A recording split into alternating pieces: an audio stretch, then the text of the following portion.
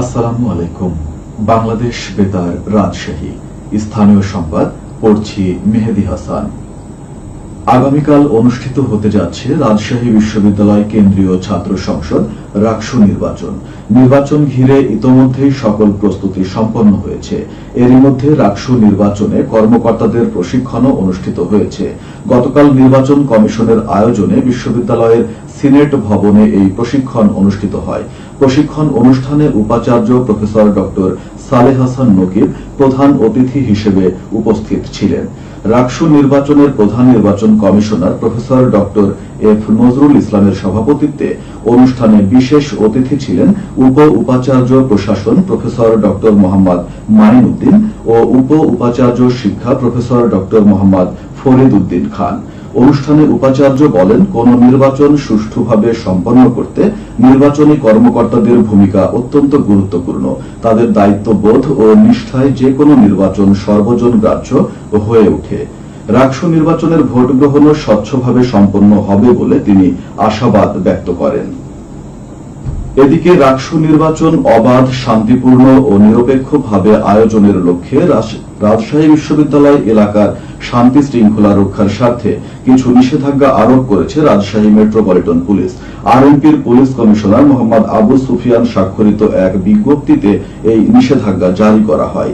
জারিকৃত নিষেধাজ্ঞায় বলা হয়, নির্বাচন উপলক্ষে আজ হতে 17 অক্টোবর রাত 12টা পর্যন্ত মোট 3 দিন রাজশাহী বিশ্ববিদ্যালয়ের অভ্যন্তরে ও তৎসংলগ্ন এলাকার চতুর্দিকে 200 গজের মধ্যে সকল প্রকার মিছিল, মিটিং, সমাবেশ, বিক্ষোভ প্রদর্শন, মাইকিং, আতশবাজি, পটকা ফুটানো সহ অন্যান্য ক্ষতিকারক দ্রব্য ব্যবহার, অস্ত্রশস্ত্র, তলোয়ার, বর্ষা, বন্দুক, ছোরা বা লাঠি, বিস্ফোরক দ্রব্য বহন ও ব্যবহার নিষিদ্ধ ঘোষণা করা হয়েছে।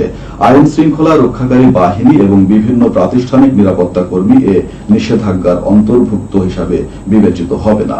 আইন অমান্যকারীদের বিরুদ্ধে যথাযথ আইনানুগ ব্যবস্থা গ্রহণ করা হবে। রাজশাহী মেট্রোপলিটন পুলিশের থানা ও ডিবি পুলিশের পৃথক অভিযানে বিভিন্ন অপরাধের অভিযোগে মোট 17 জনকে আটক করা হয়েছে।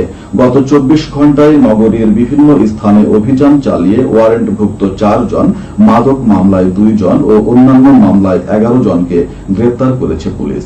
গ্রেপ্তারকৃত আসামিদের বিরুদ্ধে আইনগত ব্যবস্থা গ্রহণ করা হয়েছে।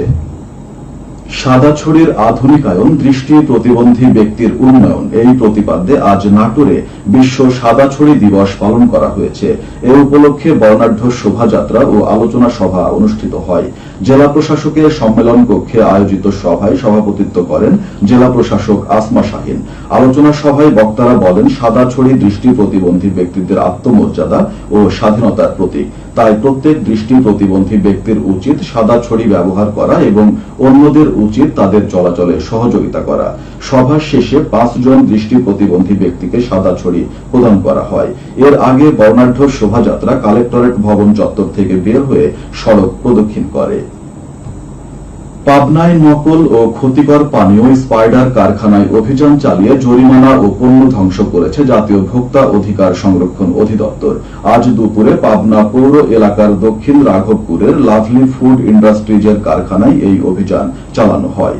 অভিযানে নেতৃত্ব দেন জাতীয় ভোক্তা অধিকার সংরক্ষণ অধিদপ্তর পাবনার সহকারী পরিচালক মাহমুদ হাসান রনি। তিনি জানান, বিএসটিআই অনুমোদনহীন পণ্য তৈরি ও বাজারজাতকরণের অভিযোগে এই অভিযান চালানো হয়। অভিযানে স্পিডের আদলে তৈরি নকল ও ক্ষতিকর স্পাইডার পানীয় পাওয়া যায়। এ সময় 50,000 টাকা জরিমানা এবং বিপুল পরিমাণ পণ্য ধ্বংস করা হয়েছে। নওগাঁ জেলায় আগাম জাতের শীতকালীন সবজি উঠতে শুরু করেছে। ফলনের ভালো দাম পাচ্ছেন চাষিরা। চলতি মৌসুমে জেলায় 2755 হেক্টর জমিতে শাকসবজি চাষ হচ্ছে। এ নিয়ে এখন শুনুন একটি বিশেষ প্রতিবেদন।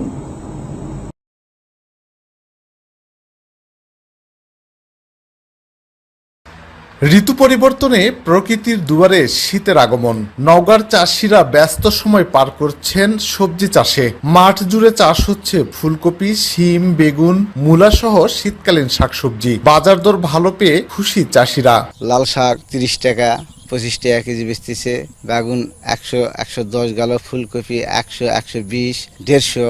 এখন ব্যস্ততা, এখন যেহেতু শীতকালীন মৌসুম, আমরা আলু করব, কপি করব, তারপর পটল দিলে আছে বেগুন আছে। অধিক লাভের কারণে আগাম জাতের সবজি চাষে চাষিদের আগ্রহ বেশি। উৎপাদন ধরে রাখতে কৃষকদের সহযোগিতা দিচ্ছে কৃষি বিভাগ, বলেন নওগাঁ জেলা কৃষি সম্প্রসারণ অধিদপ্তরের অতিরিক্ত উপপরিচালক খলিলুর রহমান। আমরা মাঠে আছি, কৃষকদের পরামর্শ দিচ্ছি। গত বছর তুলনায় এবার সব সবজি কিন্তু ভালো দামে পাওয়া যাচ্ছে এবং আশা করি যে যদি এই ধারা অব্যাহত থাকে তাহলে কৃষকরা লাভবান হবে। তিনি বলছিলেন এবার অনেকটা আগে ভাগে শুরু হবে শীতকালীন সবজির যোগান। শফিক ছোটন, নওগাঁ জেলা সংবাদদাতা, বাংলাদেশ বেতার, রাজশাহী। সবশেষে আবহাওয়া। আজ দুপুর 2টায় রাজশাহীতে তাপমাত্রা ছিল 32 ডিগ্রি সেলসিয়াস। এ সময় বাতাসে আপেক্ষিক আর্দ্রতার পরিমাণ ছিল 49%। রাজশাহী ও পার্শ্ববর্তী এলাকায় আজ সূর্যাস্ত সন্ধে 5টা 39 মিনিটে। সংবাদ শেষ হলো। আমাদের পরবর্তী সংবাদ বিকেল 4টা 5 মিনিটে।